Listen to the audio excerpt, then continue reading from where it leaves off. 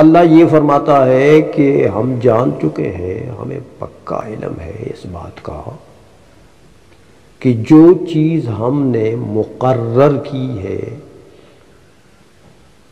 جس کی ہم نے تقدیر کی ہے، اندازہ کیا ہے، ان مردوں پر لازم کی ہے، فرض کی ہے، لِأَزْوَاجِهِمْ، ان کی بیویوں کے لیے، وہ چیز اللہ فرماتا ہے ہمیں معلوم ہے،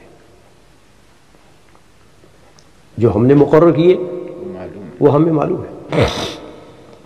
اب اس میں جو فرض کا لفظ ہے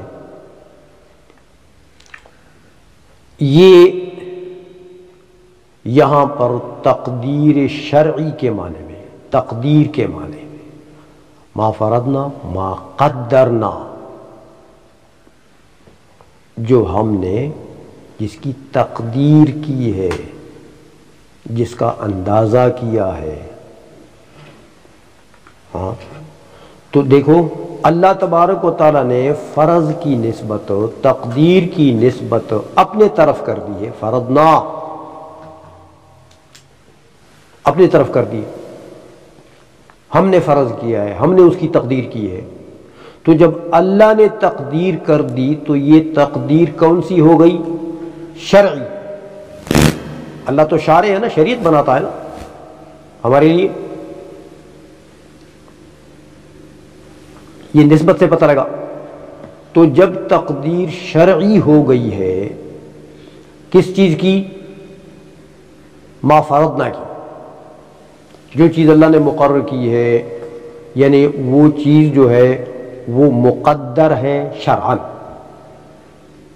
وہ معین ہے شرعاً، معین ہے شرعاً، مردوں پر بیویوں کے لیے۔ آیت کا معنی سمجھ چکے ہو؟ وہ معین ہے، معین شرعی ہے، تقدیر شرعی اس کی ہو چکی ہے کیونکہ اللہ نے کی ہے۔ تو شرعاً وہ چیز معین ہے بیویوں کے لیے، مردوں پر۔ اب یہ ما فرضنا وہ مقدر شرعی جو ہے اس سے مراد مہر ہے، یاد رکھیں۔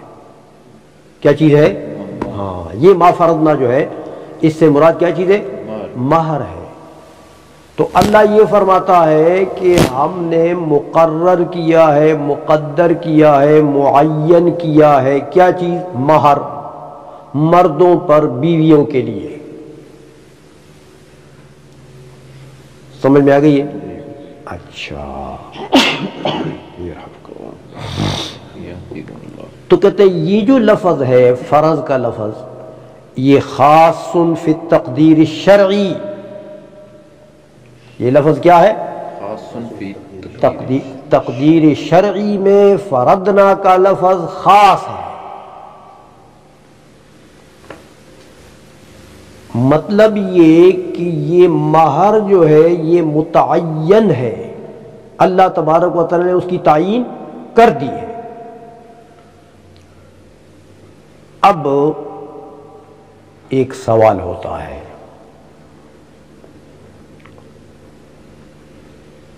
کہ تقدیر اگر ہو چکی ہے، مہر کی تعین ہو چکی ہے،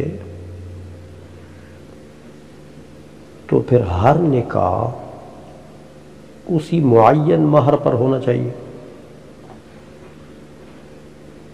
زید، عمر، بکر، خالد، ولی، ہر کسی کا نکاح جب اللہ نے متعین کر دیا تو اس مہر متعین، جب اللہ نے متعین کر دیا ہے تو اب اس سے آگے پیچھے تو نہیں ہونا چاہیے۔ تو ایسا ہوتا ہے ایک مہر پر ہر کسی کا نکاح ہوتا ہے؟ یہاں تو ایسا نہیں ہوتا۔ تو تقدیر شرعی اگر ہو چکی ہے تو پھر اسی پر ہر کسی کا، ہر مسلمان کا نکاح ہونا چاہیے۔ اس کا جواب یہ ہے کہ اس سے مراد ہے، دیکھو مہر کی دو جانبیں ہیں، ایک جانب اکثر، ایک جانب اقل۔ اس تقدیر شرعی سے مراد ہے جانب عقل کی تعیین.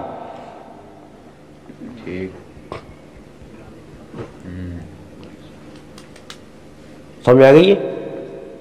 تو اللہ یہ فرمانا چاہتا ہے کہ ہمیں پکا علم ہے کس کا؟ مہر کی تعیین جو ہم کر چکے ہیں اس کے جانب عقل کا تعیین ہم نے کس کی ہے؟ جانب عقل کی. سمجھ میں آ گئی ہے؟ وہ اللہ جل مجدہ نے متعین کر دیا ہے وہ جانب عقل کہ اس سے کم پر نکاح نہیں ہوگا،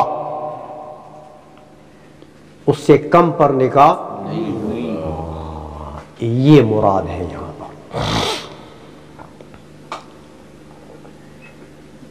اب سوال پیدا ہوتا ہے کہ جانب عقل بھی تو قرآن نے بیان نہیں کیا. سمجھ میں آ گئی کہ وہ جانب عقل جو ہے وہ کتنا ہے، کتنے اونٹ ہیں کہ کتنے سونا ہے کہ کتنی چاندی ہے کہ کیا ہے، کوئی سمجھ تو کچھ نہیں آتی. اس کا جواب یہ ہے کہ آیت سے اتنا تو پتہ لگ گیا نا کہ اللہ نے یہ فرما دیا کہ وہ جانب عقل کو ہم نے متعین کر دیا ہے. اتنی بات تو سمجھ میں آ گئی. اب اس کی مقدار، جانب عقل کے مقدار کے معاملے میں یہ آیت مجمل ہے. یہ آیت کیا ہے؟ مجمل ہے. عقل اور اکثر کا کس طرح امتیاز کیا جائے؟ ابھی بتاؤں گا، ایک منٹ سب. یہ جو میں بتا رہا ہوں یہ اس کو سمجھ لیں. عقل اتنا تو فرما، اس آیت سے اتنی تو بات سمجھ آ گئی ہے کہ اللہ یہ فرماتا ہے کہ جانب عقل، مہر کے جانب عقل کو ہم نے متعین کر دیا ہے. اب وہ آیت سے تو جانب عقل بھی سمجھ نہیں آ رہی ہے کہ کم از کم مہر کتنا ہونا چاہیے جانب عقل. آیت سے تو کچھ سمجھ نہیں آتا. تو اس کا جواب یہ ہے کہ یہ آیت جانب عقل کے مقدار میں کیا ہے؟ مجمل ہے. مجمل سے نفسی چیز تو سمجھ آ جاتی ہے لیکن اس کے مقدار، اس کی ڈیٹیل مجمل سے سمجھ، مجمل اس کو کہتے ہیں. سو بھائی اب اس مجمل کی تفصیل چاہیے تو تفصیل حضور نبی کریم صلی اللہ علیہ وسلم نے حدیث میں کر دی ہے. قرآن کے اجمال کو کبھی قرآن خود حل کرتا ہے، کبھی حضور نبی کریم صلی اللہ علیہ وسلم اپنے زبان ترجمان سے حل فرماتے ہیں. اوپر دیکھیں حاشیے میں آپ کے حدیث نقل ہے. دیکھا وَهِيَ مَا روا جابر بن عبداللہ 2 کے حاشیے میں دیکھ لیا. کسی کے پاس ہے حدیث کی نہیں ہے؟ ہاں. عن النبی علیہ السلام انه قال لا يزوج النساء الا الاولیاء. ہاں، عورتوں کی تزویج جو ہے یہ ان کے ولی کریں گے. کسی کو نکاح میں دیں گے نا تو یہ کام کون کریں گے؟ ولی کریں گے، ان کے ولی. اچھا، ایک بات. دوسرا وَلَا يُزَوَّجْنَا إِلَّا مِنَ الْأَكِفَّةِ، اور ان کو نکاح میں نہیں دیا جائے گا مگر کف کو دیا جائے گا. کف کو، جو ان کا کف ہو اس کو نکاح میں. ہاں، 2 باتیں ہو گئی. تیسری بات پڑھے وَمَا مَهْرَ وَلَا مَهْرَ لِأَقَلَّ مِنْ 10 دَرَاهِمَ.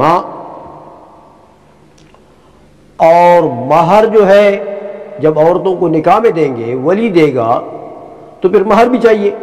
تو حضور نے فرمایا مہر کتنا ہوگا؟ 10 درہم سے کم نہیں. دیکھا ولا مہر اقل من 10 دراہم. تو جانب اقل کو متعین کر دیے کہ نہیں کر دیا؟ اس حدیث نے مقدار میں تفصیل کر دی ہے اس مجمل کی جو قرآن کی آیت میں اجمال تھا، اس اجمال کی تفصیل اس حدیث میں آ گئی ہے. تو پتہ لگا کہ یہاں ما فرضنا سے مراد کیا چیز ہے؟ جانب اقل کی تعیین.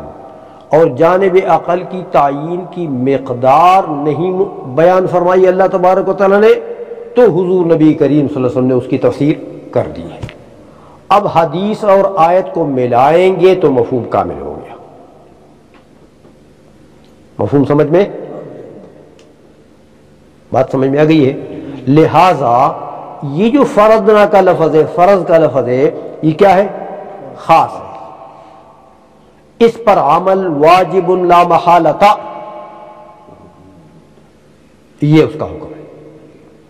عائشہ میں تو 10 درہم سے کم پر نکاح نہیں ہوگا. اقل مہر جو ہے وہ 10 درہم ہے. سمجھ میں آ گئی ہے؟ اب 10 درہم پھر اس زمانے میں آپ نکالیں.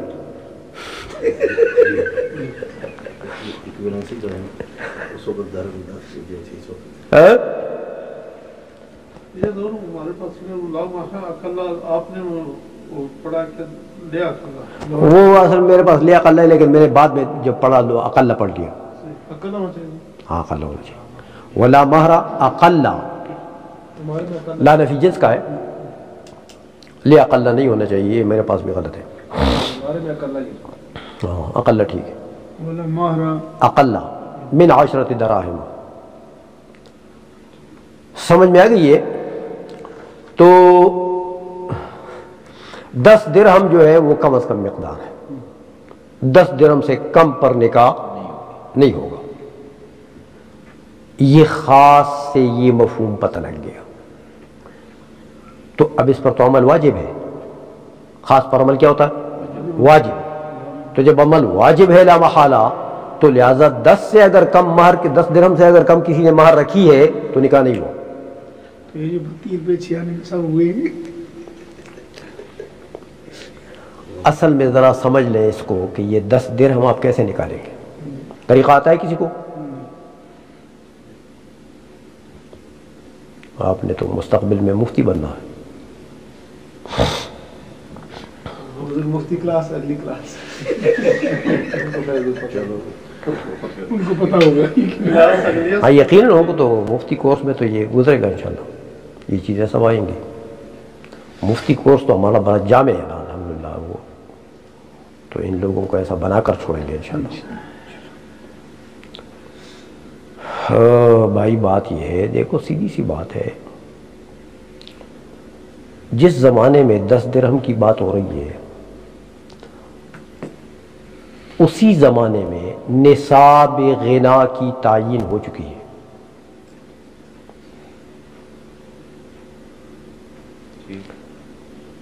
سونے کا نصاب کیا ہے؟ ٹھیک ہے. چاندی کا نصاب کیا ہے؟ 52.5. دراہم کی مقدار بھی متعین ہو چکی ہے. کتنی؟ 10 نہیں 200.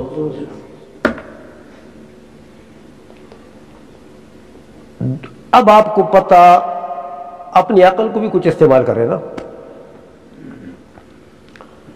کہ جب اس زمانے میں 200 درہم 7.5 تولے سونا 52.5 تولے چاندی یہ ہر ایک کے لیے نصاب ہے، تو پتہ لگ گیا نا کہ 200 درہم قیمت کی 7.5 تولے سونے کی اور 52.5 تولے چاندی کی مارکیٹ ریٹ کیا بنتی تھی؟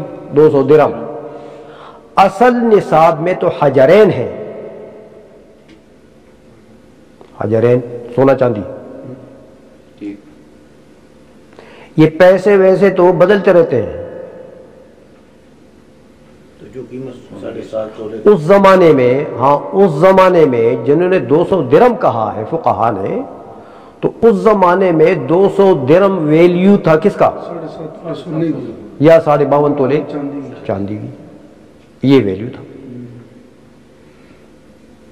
تو اصل نصاب، اصل غنا کے لیے جو چیز ہے وہ کیا چیز ہے؟ سونا چاندی ہے۔ لیکن اس زمانے میں 200 اس کا ویلیو بنتا تھا، تو انہوں نے فرما دیا کہ 200 درہم۔ لہذا آج آپ کو 7.5 تولے سونے۔ اچھا اب ایک بات آپ بتائیں کہ جب 200 درہم قیمت تھی 7.5 تولے سونے کی یا 52.5 تولے چاندی کی، 200 درہم، تو 10 درہم 200 درہم کا کتنا بنا؟ 20واں حصہ بن گیا۔ اب آپ ویلیو معلوم کریں، ریٹ معلوم کریں سونے کی اور چاندی کی۔ پھر فقہاء نے فیصلہ کیا ہے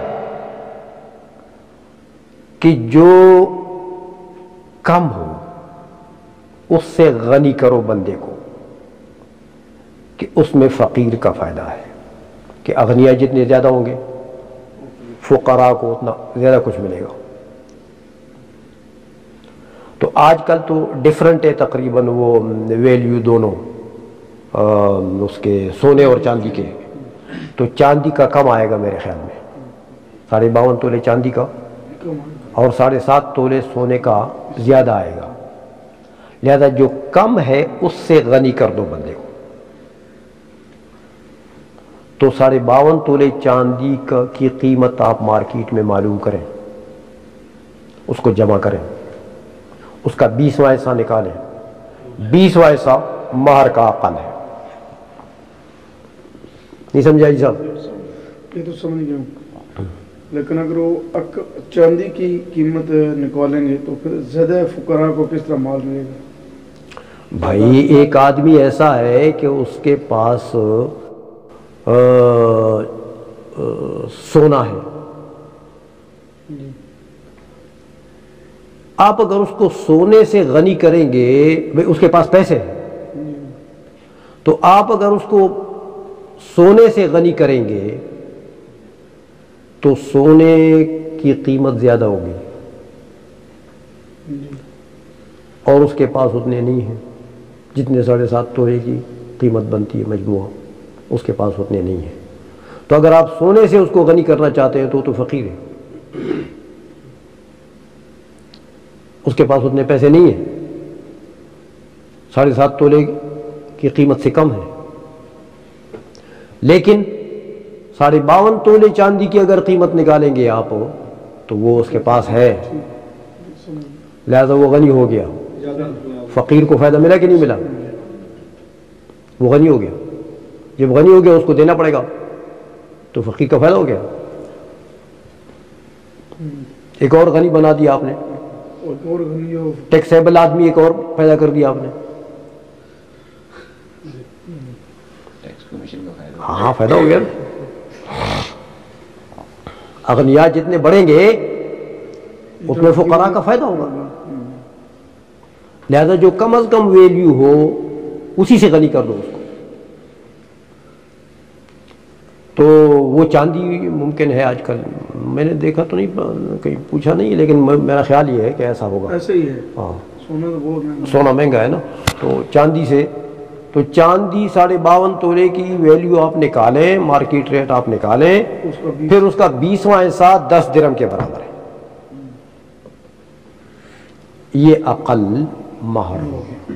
یہ مفتی صاحب الدین شبیر صاحب پوچھ رہے تھے کہ کون پوچھ رہے تھے؟ چشتی صاحب، ہاں چشتی صاحب مانچسٹر سے۔ اچھا، انہوں نے چشتی صاحب کو تو میں نے یہاں بتا دیا تھا، وہ تو ٹیلی فون پر میں نے بتا دیا تھا ان کو۔ اچھا، ہاں انہوں نے فون کیا مجھے، آپ نے بتایا تھا ان کو کہ ان کو فون کریں گے، کیا ہوتا۔ تو میں نے کہا کہ یار آپ کے پاس تو علم کا خزانہ بیٹھا ہوا ہے، مفتی صاحب بیٹھے ہوئے ہیں، آپ ہم سے کیا پوچھتے، ان سے پوچھیں۔ اچھا بات سمجھ میں آ گئی بات؟ تو اقل مقدار جو ہے مہر کی وہ متعین ہے اور اس پر عمل واجب ہے کیونکہ یہ خاص ہے۔ اتنی بات سمجھ گئے ہو؟ آگے ذرا اس کو آگے چلیں گے، اس لیے کہتے ہیں فلا یترک العمل بہ، جب یہ خاص ہے تو اس پر عمل واجب ہے۔ اب امام شافعی رحمۃ اللہ علیہ فرماتے ہیں کہ نہیں بھائی ایسا نہیں، کہتے دیکھو یہ جو نکاح ہے نا، نکاح یہ بھی ایک عقد مالی ہے۔ امام شافعی کیا فرماتے ہیں؟ عقد مالی ہے، جیسے آپ بھینس خریدتے ہیں، گائے خریدتے ہیں، ٹماٹر خریدتے ہیں، سمجھ بھائی؟ کیونکہ یہ مہر جو ہے یہ بھی کسی چیز کی عوض ہے نا بھائی۔ کھانے والا نظریہ، ہاں تو اس میں معاوضہ ہے، موٹی بات ہے، کھوتا بھی سمجھے۔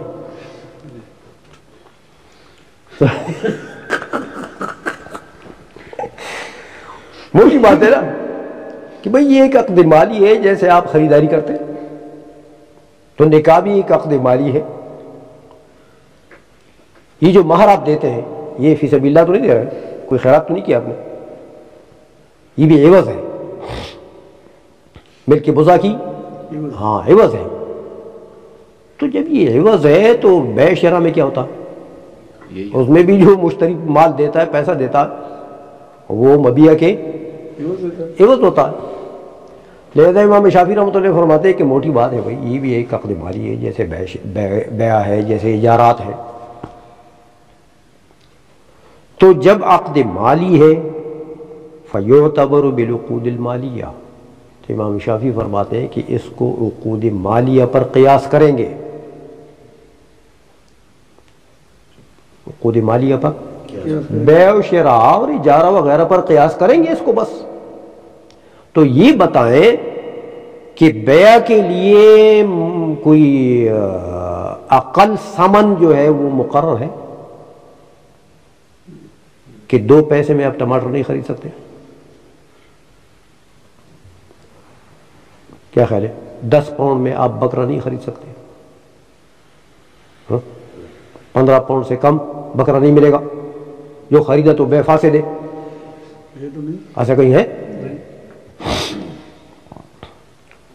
تو لہذا جب عقود مالیہ پر اس کو قیاس کرتے ہیں تو عقود مالیہ میں تو ثمن کی اقل مقدار متعین نہیں ہے بھائی، وہ تو 2 پیسے میں خرید سکتے ہیں اور 1000 پاؤنڈ میں خرید سکتے ہیں اور کروڑ پاؤنڈ میں بھی خرید سکتے ہیں، اس کے کوئی جانب اقل یا جانب اکثر متعین ہے؟ تو جب نہیں متعین تو یہاں نکاح کو کیا گناہ ہو گیا؟ نکاح میں بھی کوئی جانب مقرر نہیں ہے۔ لہذا یہ جو مہر کا معاملہ ہے یہ سپرد ہے جانبین کو، زوجین کو، کہ سپرد ہے ان کی مرضی، وہ سودا 2 پیسے میں کرتے ہیں یا وہ سودا 1000 پاؤنڈ میں کرتے ہیں، سوداگری ہے تو یہ ان کی مرضی ہے۔ اس لیے فرماتے ہیں کہ فَيَكُونُ تَقْدِيرُ الْمَالِ فِيهِ مَوْكُولًا إِلَى رَأْيِ الزَّوْجَيْنِ، سمجھ آگئی؟ مال کو مقدر کرنا یہ سپرد ہے کس کے؟ زوجین کی رائے کے، ان میں ایک مشتری ہے، ایک بائع ہے، سمجھ آئی؟ تو بیوی جو ہے وہ بائع ہے، شوہر جو ہے وہ مشتری ہے، اور یہ ان کی مرضی جیسے سودا کرے۔ کما ذکرہ الشافعی رحمہ اللہ تعالی، تو حضرت امام شافعی رحمۃ اللہ علیہ نے یہ فرما دیا کہ بھئی یہ عقد مالی ہے۔ اچھا، اب جب امام شافعی رحمۃ اللہ علیہ نے اس کو عقد مالی بنا دیا تو یہ نکاح پھر معاملات میں سے ہو گیا نا، عبادات میں سے تو نہیں ہوا، یہ تو معاملات ہے۔ تو جب معاملات میں سے ہوا تو ٹماٹر خریدنا افضل ہے کہ 2 رکعت نفل پڑھنا افضل ہے؟